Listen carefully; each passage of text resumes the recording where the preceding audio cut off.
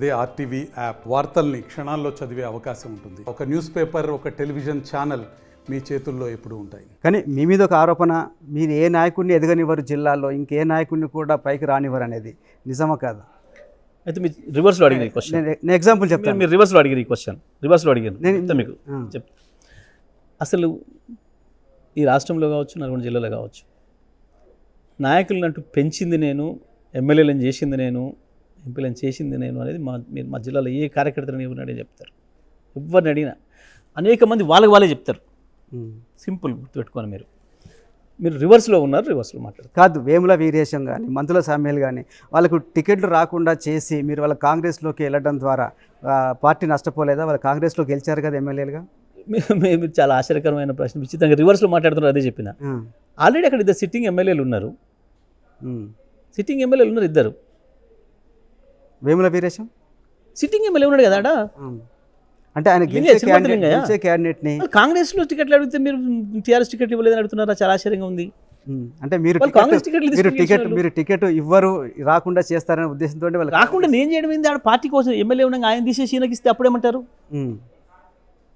Party సీట్లు ఇచ్చేది first ఎవరో మీకు తెలుసు. పార్టీ అధిష్టానం సీట్లు ఇస్తుంది. కేసీఆర్ గారు అన్ని ఆలోచించి ఇస్తారు. అక్కడ తుంగతుర్తిలో కిషోర్ సిట్టింగ్ ఎమ్మెల్యేగా ఉన్నాడు, 2 సార్లు గెలిచి. ఇక్కడ కాంగ్రెస్ నుంచి గెలిచి టీఆర్ఎస్కి వచ్చిండు. నాకు మాట ఇచ్చి తీసుకుంది పార్టీ. ఇక ఇక్కడ వేరే స్కోప్ ఎక్కడిది? ఓకే, ఇంకా అవకాశం ఎక్కడిది? ఇక్కడ గుత్తా సుఖేందర్ రెడ్డి కూడా మీకు పోటీ ఎదుగుతున్నారు, పోటీగా సీనియర్ నాయకుడు కాబట్టి ఆయనను కావాలని మీరు మండలి చైర్మన్గా పంపించారు. నాకంటే పెద్ద పోస్టులో పోవడం కూడా నా తప్పే అవుతుంది. లేదు అంటే మండలి చైర్మన్ కూడా నేనే చేసిన, మంత్రిగా పోటీగా రాకూడదు. మండలి చైర్మన్గా నేనే చేసినా మీరు అంటున్నారా? అవును. అంటే నాకంటే పెద్ద పదవి ఇచ్చినందుకు నేను గొప్పన్నా చిన్నన్నా?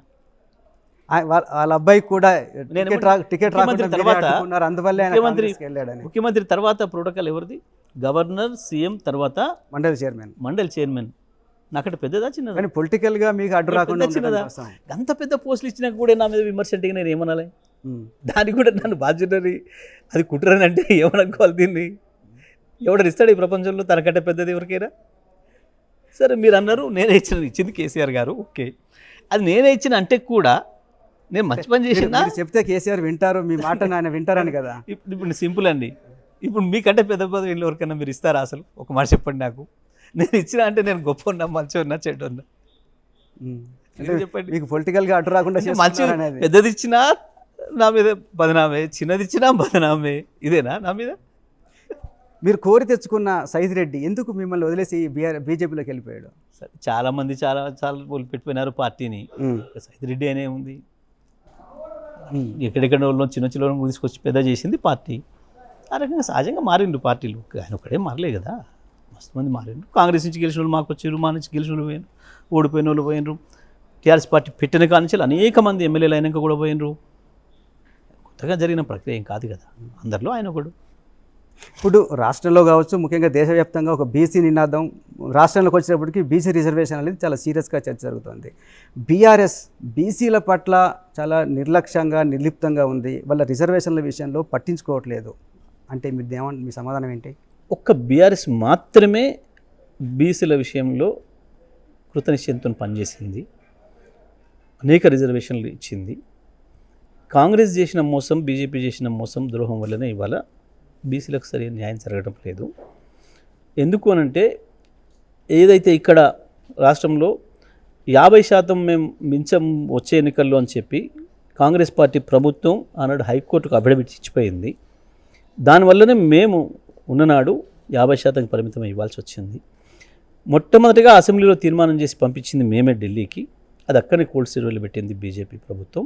చాలా క్లియర్గా ఏం కనబడుతుంది. కాంగ్రెస్ తెలిసి కూడా మోసం చేయడం కొరకే కామారెడ్డి డిక్లరేషన్ ఇచ్చింది, మనందరికీ కూడా తెలుసు. మీకు ఇక్కడ కాంగ్రెస్ చిత్తశుద్ధి ఎంత ఉంది అని చెప్పడానికి మీకు చెప్తాను. కామారెడ్డి డిక్లరేషన్లో 42% రిజర్వేషన్తో పాటు 20,000 కోట్లు ప్రతి సంవత్సరం బడ్జెట్లో కేటాయింపు చేస్తామని, బీసీలకు ఓబీసీ మంత్రిత్వ శాఖ పెడతాము అని చెప్పి హామీ ఇచ్చింది దాంట్లో. మరి ఇది వీళ్ళ చేతుల్లోనే ఉంది కదా. 20,000 కోట్ల బడ్జెట్ పెట్టలే, ఒకసారి 4,000, ఒకసారి 3,000 పెట్టిండ్రు. ఓబీసీ మంత్రిత్వ శాఖ ఇవ్వలేదు. క్లియర్గా కనబడుతున్నాయి. ఇవన్నీ ఒకవైపు అయితే వీళ్ళ డ్రామా ఎక్కడ దనుకుంది అని అంటే, ముఖ్యమంత్రి మాట్లాడతాడు, నేను ఢిల్లీకి ధర్నాకు పోతే బీఆర్ఎస్ రాలేదు, బీజేపీ రాలేదు, ఇంకో రాలేదు మాట్లాడుతున్నాడు. పెట్టుకుంది కాంగ్రెస్ నుంచి వెళ్ళే ధర్నా, కాంగ్రెస్ పార్టీ ధర్నా. అది ఇక చెప్తాను పెట్టినావు. కాంగ్రెస్ పార్టీ ధర్నా పెడితే అసెంబ్లీలో తీర్మానం చేశారు. మౌలి గారు ఇక్కడ లెట్ మీ కంప్లీట్ తీర్మానం మీరు ఢిల్లీలో ధర్నా డ్రామాకు పోతే ఎందుకు మీ రాహుల్ గాంధీ రాలే, ఎందుకు మీ ఖర్గే రాలే, ఎందుకు మీ ప్రియాంక గాంధీ రాలే? తెలంగాణలో ఎన్నికలైనప్పుడు వీళ్ళందరూ వచ్చి తిరిగారు కదా. బీసీ రిజర్వేషన్ పార్టీగా మేము గొప్పగా చెప్పుకుంటాం, దేశంలో తిరుగుతున్నారు కదా. ఏంది మీ చిత్తశుద్ధి? నీ పార్టీలో రాళ్ళు నువ్వు చేసిన ధర్నాకు. అసలు ఇంకో పార్టీ గురించి మాట్లాడే హక్కు నీకు ఎక్కడిది? అసలు నైతిక ఎక్కడిది ముఖ్యమంత్రికి? ఎవరిని ఏం డ్రామా చేస్తారు? ఎవరిని మోసం చేద్దామని చూస్తున్నారు మీరు? ఇదంతా డ్రామా కాకపోతే ఇంకేంటిది? సింపుల్, నీ చేతిలో ఉన్నాయి చేయలే. నీ చేతులు లేనిదాన్ని హామీ ఇచ్చి నీ చేతులు లేదని తెలియదా అన్నాడు. తెలియకపోతే అసలు దేని పనికి వస్తావు? ఎమ్మెల్యే నామినేషన్కి పనికిరావు. నువ్వు ఎంపీగా చేసినవాడివి. రిజర్వేషన్ నీ చేతులు లేదు, రాష్ట్ర ప్రభుత్వం చేతులు కాదు అని తెలియదంటే నువ్వు అనర్హుడి. తెలిసి కూడా చేసినామంటే నువ్వు మోసకారివి. కానీ బీజేపీ ఆపింది, బీజేపీ కావాలనే బీసీ వ్యతిరేకంగా ఉందని చెప్పి ముఖ్యమంత్రి అంటున్నారు. ఈ విషయంలో ఎందుకు బీఆర్ఎస్ వాయిస్ రేజ్ చేయడం లేదు? ఎందుకు లేదు? మేము బ్రహ్మాండంగా మేము ఇంద్రపార్క్ దగ్గర మేమే ధర్నా చేసినాము. మొన్న కూడా మేము సభకి ఏర్పాటు చేసినాము, వర్షాలతో వాయిదా పెట్టుకున్నాము. మేము చేస్తుంది మేము వాస్తవానికి చేస్తున్నది మేము వాస్తవానికి బీసీల ఆర్థిక అభివృద్ధి కొరకు కూడా చేసింది మేము. అనేక వృత్తుల పేరు మీద యావదులకు హెల్ప్ చేసినా, మేము ముదిరాజులకు హెల్ప్ చేసినా, ఫిషర్మెన్కి చేసినా, లేదా నాయ బ్రాహ్మణులకు చేసినా, రజక సోదరులకు చేసినా, ఇతర ఎన్ని వర్గాలకు చేసినా ఆర్థిక స్వావలంబన కొరకు చేసింది మేము. భారతదేశంలో ఎక్కడ లేనన్ని గురుకుల పాఠశాలలు ఏర్పాటు చేసింది మేము, చదువు ప్రధానమైందని చెప్పి. వీళ్ళు చేసింది ఏంది ఒకటి చూపించండి. వీళ్ళు వచ్చిన తర్వాత కనీసం మేము పెట్టిన పాఠశాలలో తిండి పెట్టలేక 100 మంది పిల్లల్ని చంపినారు. ఇప్పటివరకు మొత్తం బీసీ ఎస్సీ ఎస్టీ పిల్లల్ని చంపినారు 100 మందిని. వీళ్ళు విదేశాఖ మంత్రి కూడా ముఖ్యమంత్రి ఉండి కనీసం మేము ఇచ్చిన పథకాలను కొనసాగించే స్థితిలో లేరు. ఏ ఒక్కటి కూడా బీసీల కొరకు మేము చేసిన ఏ ఒక్క పథకాన్ని కూడా కొనసాగించడం లేదు. ప్రతి చోట మోసమే చేసిండ్రు. ద్రోహం వాళ్ళు చేసింది స్పష్టంగా కనబడుతుంది. ఇంకా సాక్ష్యాలతో సహా నేను మీకు చూపిస్తున్నాను. నేను ఇప్పుడు నువ్వు ఇచ్చిన హామీనే రిజర్వేషన్ల పైన పెడదాం సరే, అక్కడ వాళ్ళు ఇవ్వాలి, నువ్వు తెలిసే మోసం చేయడానికి ఇచ్చినావు, అది వేరే విషయం. కానీ 20,000 కోట్లు నీ చేతులదే, ఓబీసీ మంత్రిత్వ శాఖ నీ చేతులదే, మరి నువ్వు చేయలేదు అంటే ఏమంటే దీని అర్థమైంది? క్లియర్గా మోసం చేయదలుచుకున్నావు నువ్వు. ఏం చేస్తారు నన్ను బీసీలన్న భావంతో ఉన్నావు నువ్వు. స్థానిక సంస్థల ఎన్నికల్లో బీసీ రిజర్వేషన్ తగ్గించిందే బీఆర్ఎస్ పార్టీ ప్రభుత్వం. నేను ఏమంటున్నా, అలాంటప్పుడు నేను చెప్పిన బీఆర్ఎస్కి చిత్తశుద్ధి ఉంది అని ప్రజలు ఎట్లా నమ్ముతారు? మీరు గమనించలేదు. నేను చెప్పింది అక్కడ 2013లో ఏ ప్రభుత్వం ఉంది? కాంగ్రెస్ ప్రభుత్వమే కదా. 2013లో హైకోర్టులో వీలేషన్ అఫిడవిట్ ఉంది. వచ్చే ఎన్నికల నుంచి 50% మించకుండా 50% లోపులనే మేము ఎన్నికలు నిర్వహిస్తామని స్వయంగా హైకోర్టులో రాష్ట్ర ప్రభుత్వం అఫిడవిట్ వేసింది. అది మనకు ఆటంకైంది. దాని లోపలే మనం పెట్టాల్సి వచ్చింది. నిన్న మొన్న అది పెడుతూనే ముఖ్యమంత్రి రేవంత్ రెడ్డి చెప్తున్నారు ఆ క్యాప్ తీసుకొచ్చింది.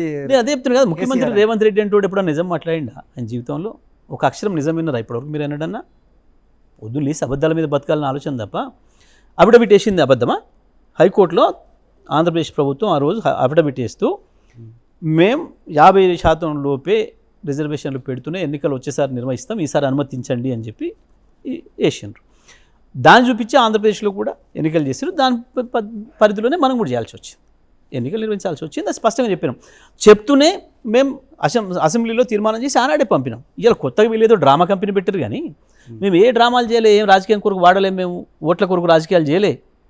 చాలా సాఫ్గా అసెంబ్లీలో తీర్మానం చేసి పంపించాం మేము ఆనాడే. రిజర్వేషన్ పెంచాలి 37% అని చెప్పి. అది అక్కడే ఉంది. ఇదైతే అబద్ధం కాదు కదా, రికార్డెడ్ కదా. నువ్వు అబద్ధాలు చెప్పినావు, తెలిసి మోసం చేసినావు. కామారెడ్డిలో వచ్చి నువ్వు, నీ నాయకుడు రాహుల్ గాంధీ అందరూ ప్రజల్ని మోసం చేయటం, కానీ మేము చేయలే అట్లా మీలాగా. కానీ అందరూ అసెంబ్లీ తీర్మానాలు చేస్తున్నారు. నిజంగా బీసీలకు 42% రిజర్వేషన్ అమలు అవుతుందా? సాధ్యమేనా? బీజేపీ కేంద్ర ప్రభుత్వం అనుకుంటే సాధ్యమవుతుంది. కేంద్ర ప్రభుత్వం అనుకుంటే సాధ్యమవుతుంది. సింపుల్. ఇప్పుడు ఈ దేశంలో అల్టిమేట్గా సార్వభౌమాధికారం ఉండేది పార్లమెంటుకు. వాళ్ళు అనుకుంటేనే సాధ్యమైంది. రాజ్యాంగాన్ని మార్చాలన్నా వాళ్ళు అనుకుంటేనే సాధ్యమవుతుంది. చాలా క్లియర్ అది. అందుకనే కదా మేము రాజకీయాలు చేయకుండా మా అభిప్రాయం ఇది మా రాష్ట్రంగా అని చెప్పి పంపించినాం. మేము ఇంకోటి కూడా చేసినాం. ఈ లోకల్ రిజర్వేషన్స్ ఇవన్నీ ఎంఆర్పిఎస్ ఇష్యూ వచ్చినప్పుడు కూడా ఇటువంటి వాటన్నిటికీ పరిధి రాష్ట్రాలకు ఇచ్చేయండి. కేంద్రం మీద పెట్టుకుంటే వివిధ రాష్ట్రాలలో వివిధ రూపాలు ఉన్నాయి. సామాజిక వర్గాల యొక్క అవి లెక్కలు తేడాలు ఉంటాయి. ఏ రాష్ట్రానికి ఆ రాష్ట్రం మిస్ చేస్తే వాళ్ళకు అనుకూలంగా వాళ్ళు చేసుకుంటారు. ఈ కేంద్రం చేయాల్సింది కాదు అని చెప్పి కూడా మేము కేంద్రానికి మేము పెట్టినాం. అది ఇప్పుడు రాష్ట్ర ప్రభుత్వం చేతిలో ఉంటుంది, వాళ్ళు ఏం చేయాలనుకుంటే చేసుకుంటారు అని చెప్పి. అది దానికి కూడా అనుమతి ఇవ్వలేదు వాళ్ళు. వాళ్ళు అధికారాన్ని పెంచుకునే ప్రయత్నం చేస్తున్నారు, రాష్ట్రాలు గుంజుకునే ప్రయత్నం చేస్తున్నారు తప్ప రాష్ట్రాలకు ఇచ్చే ప్రయత్నం చేస్తలేరు. అంటే ఈ దేశంలో ఏకపార్టీ ప్రభుత్వం వచ్చిన ప్రతిసారి ప్రజలకు నష్టం జరిగే చట్టాలు వచ్చినాయి, దేశం ప్రజలందరికీ కూడా. కోalition ప్రభుత్వాలు ఉన్ననాడే కొంత డెమోక్రటిక్గా ఉంది, స్థానిక ప్రజల ఆకాంక్షలకు కూడా అనుకూలమైన వాతావరణం వచ్చింది ఎప్పుడు కూడా కేంద్రంలో. అది కాంగ్రెస్ ఉన్నా, అది బీజేపీ ఉన్నా, ఎవరున్నా సరే. కేంద్రంలో ఏకపార్టీ ప్రభుత్వం అనేది ఈ దేశాన్ని నష్టమే చేసింది ప్రతిసారి. తెలుగులో ఫాస్టెస్ట్ న్యూస్ యాప్ ఇప్పుడు కొత్త అవతారంలో 5 సెకండ్లోనే పూర్తి వార్తా సమాచారం మీ చేతిలో. సోషల్ మీడియా ట్రెండ్స్ మీ కళ్ళ ముందుకే live TV and voice search ఆప్షన్స్తో ఇప్పుడే డౌన్లోడ్ చేయండి. యాప్ లింక్ డిస్క్రిప్షన్లో ఉంది.